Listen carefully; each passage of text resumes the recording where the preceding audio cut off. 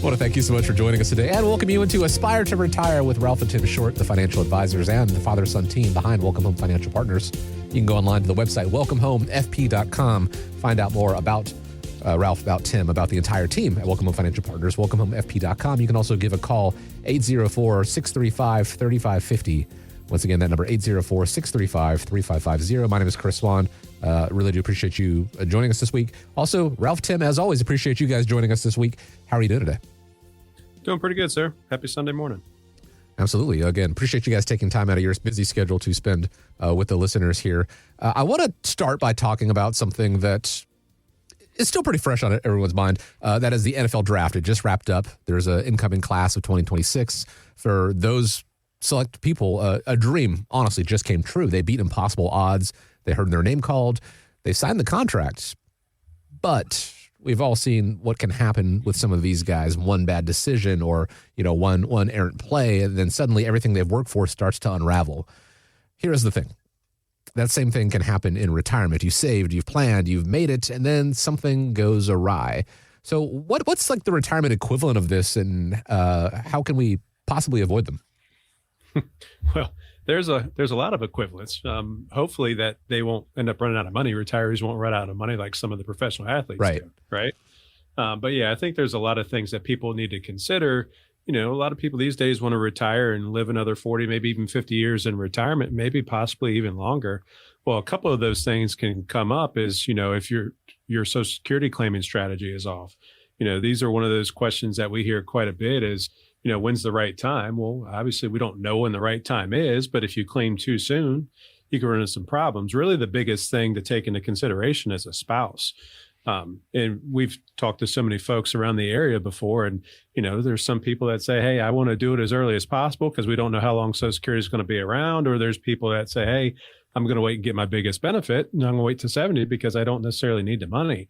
Well, often overlooked is the spouse, because usually there's a breadwinner in the household, right? We don't know if it's the husband, the wife, or whatever, but at the same side is we want to make sure that the claiming strategy is going to be correct. And no matter what, no matter who's getting what, somebody loses a check. And I think most people don't anticipate that fact that, yes, they get to keep the larger one, but they still lose a check. So, Chris, when was the last time you turned down a check? I couldn't tell you, honestly. Exactly. So that's the thing is, one Social Security benefit could be $3,000. The other one could be $1,200, but you still would lose that $1,200. So I think those are one of those things that you got to take a look at. But all that being said is, we can show you reports and show you how to maximize Social Security withdrawal strategies. But on the same side, it's got to fit inside of your overall plan. And I think there's a lot of people nowadays that want to end up working longer, kind of flipping the script here, because I talked about how people wanted to, live 40 or 50 years in retirement. But then there's still a lot of people that, maybe they never had a spouse, they have no kids, they have no family, and really their social life is work. And they say, hey, I'm going to work till I'm 70, 75. And I'm actually working with one guy right now that says I'm never going to retire, right? So those are things that, you can say that, but what if something happens? What if, the political scene changes and whoever you're working for, regulations change and management changes, and now it's time to go? Or unfortunately, health normally deteriorates the older we get. So if your health is now forcing you to retire at 65, but you were planning on never retiring, how does that change? So I think those are some of the common mistakes that people often overlook, in a really thought out retirement income plan is, Social Security, and then also when to actually retire. I think one of the biggest mistakes that people have is they're waiting too long to start planning. Now, I'm not talking about just, all right, I'm going to take my money and put in a 401k. I'm talking about actual plans. What is it that you're going to need when you retire? What are your plans? Those are things. What are your expenses going to be? We never know what they're going to be exactly, but you got to have a plan and be prepared for what might happen. The what ifs of your life. What if in retirement? What happens to you if you're retired and you have enough money coming in, but your adult children, something happens, they have to come back in? Or worse than that is, what if your spouse has health issues? And then all of a sudden you've got to stop what you're doing and what you plan to help them out.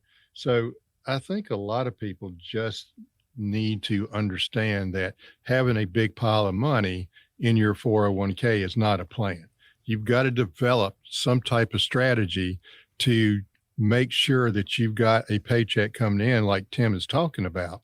And a lot of people don't think about it that way. Their retirement plan, their income plan, whatever it is their quarterly, maybe monthly statement from their 401k, or some people, God forbid this, they look at it daily on the internet off their website. And that can get kind of scary, not just on a daily basis, but if you're looking at it from hour to hour, man, you just don't know what to expect. There are people out there, Chris, that will do that. Especially these days. Yeah. So I think, having all your money in the market, if you're about to retire, may not be the soundest idea you ever had, but not having any money in the stock market may be another problem that you might have if you get too conservative. So you kind of have to have a balanced approach strategy to say, hey, what am I trying to do? It's not a 60-40 split in between stocks and bonds. It's how do you know what you're wanting to do? I mean, those theories, those philosophies, they don't have any idea of you and what you're trying to accomplish. So, it's just not about money in your retirement. It's about your life. What do you want to do? What is your purpose? So we'll probably talk about that in a lot more in these coming weeks. So just be prepared. Yeah, and I think it's important because, we've worked with a few NFL retirees and, they've done well, but I can tell you that some of their plans are very, very cumbersome. And, we were working with one gentleman and we were just going through different options and they're like, why didn't anybody tell me this? I was like, well, right. I can't tell you. Right. But now you're sitting in front of us and we're going to give you the best insight because, there's a lot of restrictions and kind of piggyback off of Social Security is, we want to have a decision based off of knowledge. Same thing for the retirement plan, right? So if you take a pension early, this is what it would look like. If you take the annuity payments too early, there's a lot to do with that. So that's why, once again, sitting down with a local financial fiduciary to sit down with you and go over options and not just, okay, hey, this is what I have in front of me. And I think a lot of people at this point in their lives, they just make decisions, big decisions, without thinking about the long-term impact on your life down the road. So those are some things, like Tim says, sit down and have a second opinion with a fiduciary that's trying to understand what it is that you're doing so we can help you out, because that's our role in this, not to tell you what to do with your money, but to help guide you to get your goals accomplished in your retirement years. Ralph, you mentioned people spending money, without any real guidance or having a real plan in place. It actually ties back to the draft. There was a gentleman who got drafted by the Chiefs. He was the 29th pick, Peter Woods. I don't know if you guys saw this. Instead of having it at his house, when they called his name, he was at a car dealership in Atlanta. And immediately after he got drafted, he went and he bought, I think his mom and his aunt, he bought two of his relatives Maseratis right there on the dot. So $200,000 gone as soon as his name was called. It's his prerogative, right? He can do what he wants, but probably would have guided against that. I would have to imagine. You just never know. You never know what's going to happen in retirement, but you want to be prepared. Ralph, like you said, it goes back to being a Boy Scout, accounting for the unaccountable. You may have this goal to work as long as you want to work well into your 70s or 80s, just like these players. They intend on having these storied careers, but sometimes that is taken out of their hands. Injuries or roster cuts, things of that nature. Same sort of thing with your retirement. You may be forced into an early retirement. You may find yourself spending more in retirement due to healthcare conditions. These are all variables that the team at Welcome Home Financial Partners will have with you. Have these conversations and plan for the what ifs so that they don't become what nows. And that begins with a phone call. Complimentary conversation, 804-635-3550. You heard Tim mention local fiduciaries. The shorts are, in fact, fiduciaries, and they are local. 3 offices here in the Richmond area, 804-635-3550. Or you can go to the website as well, welcomehomefp.com. Just like with NFL careers, sometimes retirements don't go as planned. In fact, a lot of retirees will experience at least one major disruption, perhaps the loss of a spouse, a serious health issue, some sort of unexpected financial hit. Ralph, like you mentioned, maybe the kids move back in. How do you help them actually plan for that future that doesn't necessarily follow that linear path? Well, we don't plan for the ideal retirement, right? Because there is no such thing. It's just like people seek that perfect investment. Good luck. There is not one, right? So, when you come in and you see us, we stress test, see where you currently are and take a look at real life disruptions like health events or market downturns. And losing a spouse, just like we talked about with Social Security. You lose a spouse, not only do you lose a Social Security check, but you also lose some deductions there too, right? When it comes to taxes. So there's a lot of things that you've got to incorporate there, and not just, hey, well, currently I'm spending $4,000, $5,000 a month. Let's plan for that. Well, that's great. Well, what if some major health event pops up and your insurance isn't covering everything?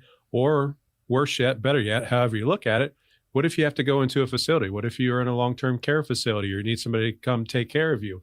Those are things that people don't want to talk about, but for most of us, 70, 80% of us, more than likely, it's going to have happen. So if you're planning on $5,000 a month, but now it's going to be $15,000 a month because it costs you 10 grand to be into a nursing home, that looks a little bit different. Right. So that's why it's important to not, focus on the ideal retirement, but being flexible, because life's going to throw you curveballs, right? Sometimes you might hit it. Sometimes you might hit a grand slam. Sometimes you might foul it off, but you've got to make sure that flexibility is going to be key there.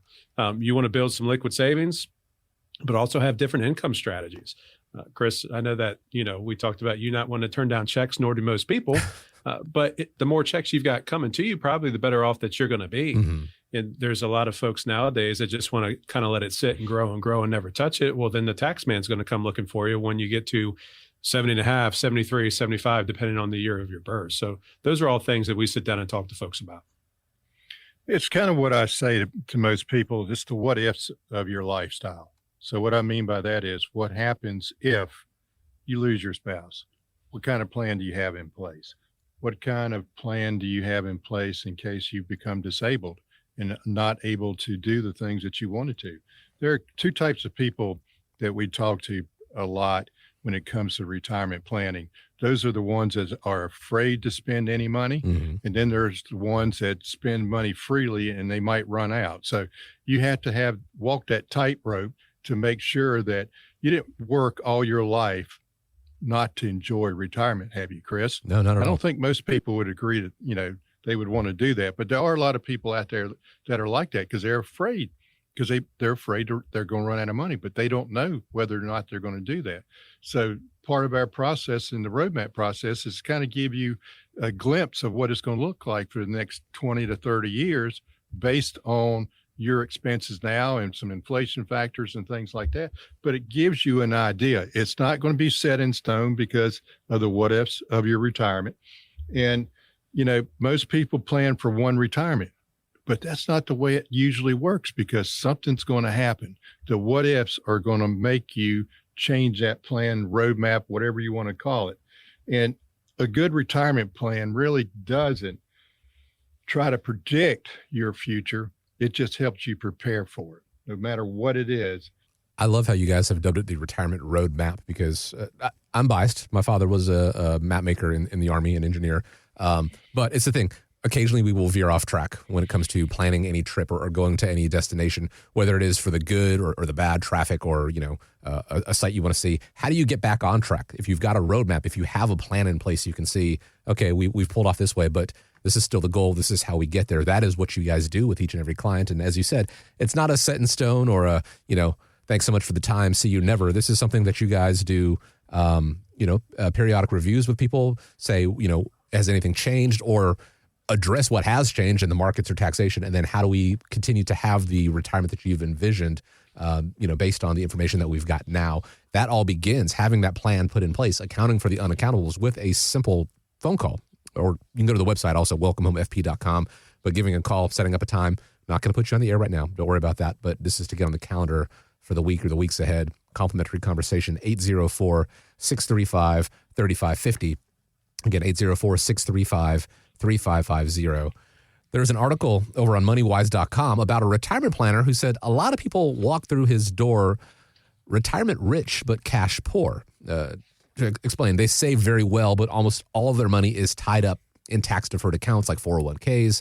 And some of them actually ask, did I save too much? Because now they're worried about that tax bill, Uncle Sam wanting to collect his share. So it raises a real question. Is there a point, maybe in your 50s or your early 60s, when people should start thinking beyond the 401k, even if there's still that employer match? Well, I think there's a lot to do with that, and I think people have to evolve. I mean, ideally, you start contributing to a Roth when you're 20 or 21 years old, right? And just let the compound interest do its thing. But, odds are, as most people probably listening to the show right now, there wasn't a Roth IRA available when they were 20 or 21 years old. Right. So, there's a lot to do with that. But a lot of companies have introduced Roths inside of their 401ks, TSPs, and things of that nature. So it's a lot easier to take into account different way of savings. Do I think everybody needs to use pre-tax vehicles? No. Do some people need them for the benefits for taxes now? Sure. But that's why it's a part of a plan. It's not just, hey, we're going to put in, if my company's matching me 6%, I'm putting in 6%, and I'm just going to leave it where it sits and never change any strategy. Because Dad, how many times do we see that? I mean, we see it over and over and over again. I've worked for Altria for 40 years. And guess what? When I started 40 years ago, I'm doing the exact same thing then as I'm doing now, right? You've got to make sure that things are evolving. So yeah, do I think people need to participate in 401ks? Absolutely. But where's the shutoff, right? Mm-hmm. Then do we start switching in? If you don't have a Roth ability inside of your 401k, then do we do that on the outside? Do we do our own Roth IRA? But this kind of goes back to, you need to get all of the facts to it too, because a lot of people think, hey, let's just go ahead. I've saved $1 million in my 401k. Let's just go ahead and convert it this year. Well, you have to realize that that's going to be a pretty big tax bill, right? So we've got to kind of walk that line. And that's why, we've got programs that can kind of show, hey, we can convert, we can contribute, we can do all these other things, but everything comes along with its own rules and sets of regulations. And you got to make sure that you get it right. So yeah, back to the question, sure, people need to contribute to 401ks, but we just got to figure out when it's time to start steering money in other directions. But you also have to find out what's available to you in that 401k as well. I would say, to answer your question, Chris, it depends. Okay. What I mean by that is this: you need to understand, no matter how big your 401k balance is, understand that isn't all yours. Guess what? Uncle Sam has got his hands in the cookie jar whenever you decide to get some of it out. So, whether you got $1 million in there and you feel really good about yourself, understand that whenever you start taking that money out, part of it's going to somebody else that you wish you didn't have to give it to. Would you agree with that? Oh. So, it's always, everybody's different. Everybody's goals are different. And we structure our advice based on what they're trying to accomplish. Do we agree with everything that they might want to do? No, but we will tell you that. I mean, it may not be the best idea for you to do it that way. I mean, the number of people that will come in, and Tim will agree with me, says, we're fixing to retire, still have a mortgage. We want to pay the mortgage off. First thing is, well, what's your interest rate's going to be? Number one, if it's 2 or 3%, then why are you doing that? That's pretty cheap money. The other thing is, where are you going to take the money from? If you're going to take it from your 401k, guess what? That's going to be taxable. If you have a $200,000 or $300,000 balance on your mortgage, taking that money out of your 401k, you're going to have $500,000-$600,000 to pay the mortgage off. Does that make any sense? Probably not, but everybody's a little different. And you need to understand that your retirement's probably going to last pretty close to where your working ages are. And what I mean by that, if you work for 30 years, you've got a pretty good chance of 25 to 30 years of being in retirement. So are you ready for that? Are you mentally ready for it? We can show you financially if you're okay, but mentally, are you ready for it? Because it depends on all the things that we have to talk to you about, how you're going to affect. If your loss of your spouse, most people, if they had a spouse of 30 or 40 years and they lose them, they probably may not last too much longer, is the fact that we see. Yeah. And, that's why we focus a lot on tax diversification, right? Mm-hmm. So having money in different types of accounts so the client has more control of their income later on down the line. But yeah, being retirement rich and cash poor is a real issue. I mean, we see it quite a bit because then, what's the accessibility to different funds if some emergency arises? So yeah, I mean, it's great. We want to see accounts like 401ks and IRAs and so on grow, but we're going to get to a point where it's probably going to grow too much and we need to start shifting money around to different accounts. I'm getting ahead of myself here because we're going to talk about Mother's Day in just a second, but some advice that my mom gave me when I first started in the working world, I was bussing tables, so it really didn't apply. She told me that when you get a job that offers a 401k and they have an employer match, take advantage of that because that is free money. That has stuck with me my entire career. I've done that so far. And she also said, and then never touch that 401k. I know now at some point when you retire, you're going to need that money. You're going to utilize that. But when I was 15, 16, it made a lot of sense. You're going to need more of a hands-on approach as you get closer and closer to retirement, whether that is using that money elsewhere outside of the 401k, but certainly taking into account the tax implications that will come when you eventually have to pull that money out. Because as you guys have said numerous times here on the show, everyone's situation is different. Everyone's retirement situation is different. But I have to ask, is it pretty universal that people don't want to give more to Uncle Sam than necessary? I would say for sure it is pretty universal, but that's something that people don't work on, and that's the issue. Mm-hmm. You can't expect to have things better if you don't plan on putting in some work there. Again, and in your entire working career, the people at Fidelity or Charles Schwab, the brokerage houses, they're probably not teaching you how to do that because, truth be told, that's money coming out of their coffers. So now is the time, no better time than now, to have a little bit of insight on that and take into account what those tax implications can be down the line, and find ways how to reduce them, if not outright eliminate them. It is not as simple as converting your entire balance. It seems counterintuitive to what you might want to achieve, but having that conversation and start developing that customized retirement roadmap begins with going to the website, welcomehomefp.com, or giving a call and setting up a time, 804-635-3550. Again, 804-635-3550. Let's go ahead and talk more about it, because Mother's Day is upon us. And I want you to think back to what your mom taught you about money. I mentioned, one of the first lessons that I got from her, maybe it was how to clip coupons or stretch a paycheck or never carry a credit card balance. Pretty smart. It's pretty savvy when it comes to money. But investing and compound interest and market diversification, not usually part of the conversation. And it turns out that missing piece has actually followed a good number of women into retirement for generations. So guys, when we talk about the financial literacy gap between men and women, what does that actually look like in real life at retirement? Well, I think it's getting much better, and I know we've said this before, is that a lot of reasons behind that is the mom would stay back and raise the children, right? Because daycare is fairly expensive, and they want to raise their own, and so on and so forth. So they're not really working. A lot of people weren't aware of spousal IRAs and those things either, too. So, but I think it's getting much better. I think as of late in 2024, 71% of women own stock market investments. So things are getting better, right?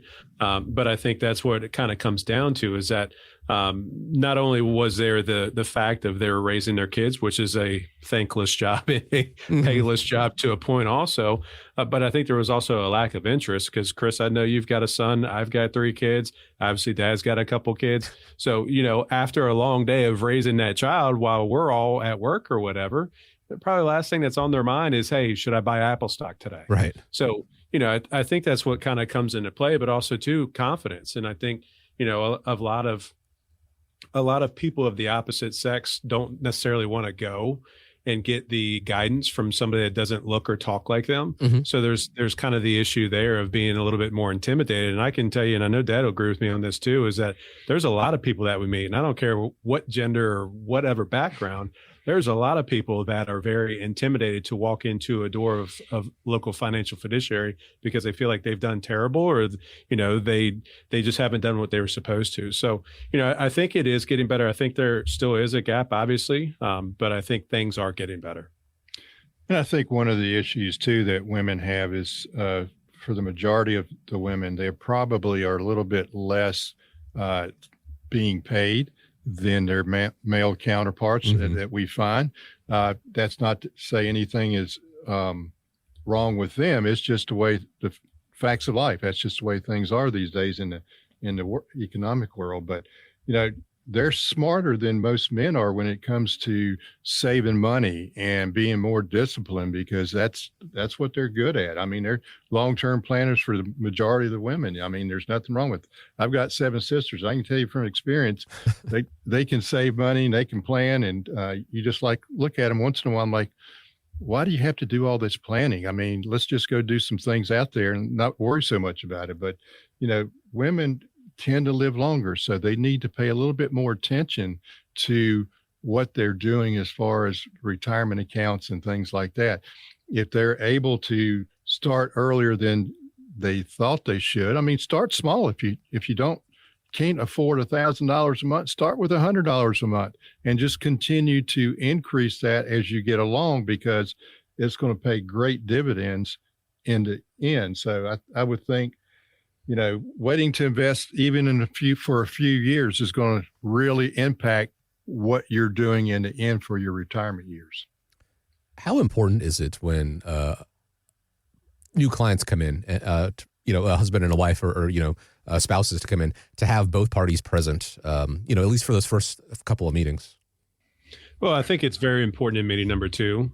Meeting number 1, sometimes we don't have the entire couple there. Okay. Because what we find, Chris, is there's a lot of people that, or the way that the couple works is there's a CFO, there's a chief financial officer of the relationship, and that's usually the one who wants to come in. There's a lot of people that have zero interest. So as long as one spouse taking care of it, hey, we're good to go. Just tell me what happens when you're gone. And, we've gotten quite a few clients that way of, whether it was the male or the female of the relationship, they were taking care of everything. And the only reason why they came in is because the other counterpart wanted to know what needs to be done and who's going to take care of them when they're gone. Right. So that's another hat that we have. As much as we say that everyone's retirement is different, and that is true from household to household, but within the same household, hopefully you guys are aligned to some degree. And so making sure that you both understand the ins and the outs, not necessarily all the ins and outs, but understand the basics of it, because statistically there will come a point in time where that joint household becomes a single person household, and the loss of a spouse, the loss of a loved one is already an emotional time.